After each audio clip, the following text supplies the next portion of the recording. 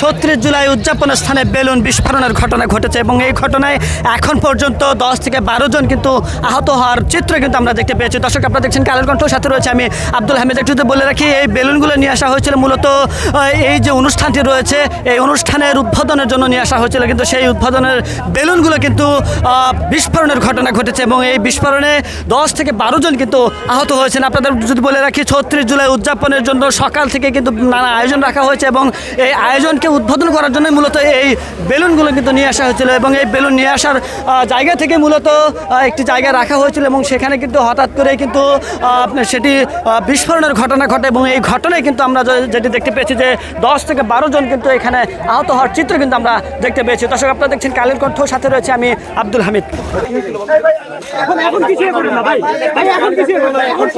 এখন ভাই কিছু হইব না ভাই, একটু পানি আছে, পানি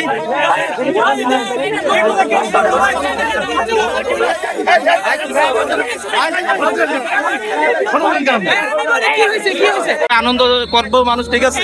এই সিস্টেম ভাবে যদি হয় ভাই তাহলে আমাদের কি হবে? আমাদের তো একটা নিরাপত্তা দরকার আছে ভাই। এখানে যে এত ইয়া করছে ভাই, এত অনুষ্ঠান করছে 36 জুলাই, ঠিক আছে, নতুন আলো কিন্তু সংসদ, ঠিক আছে, এরকম ভাবে যদি ফলো করে তাহলে মানুষ কিভাবে ভাই? মানুষ এই যে ভাই মনে 10 মিনিট আগে ভাই আমি নিয়ে আসছি, তারে বলছে আমাকে একটু ভাই উদ্ধার করেন, আমি নিয়ে আসছি তারে ভাই 10-12 জন হবে ভাই।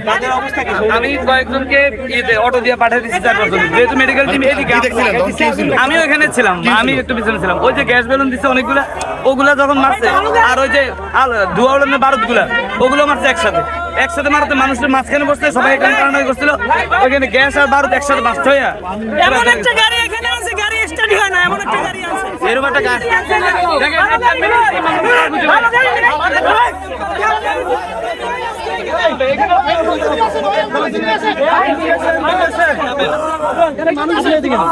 আরে কি রে ভাই,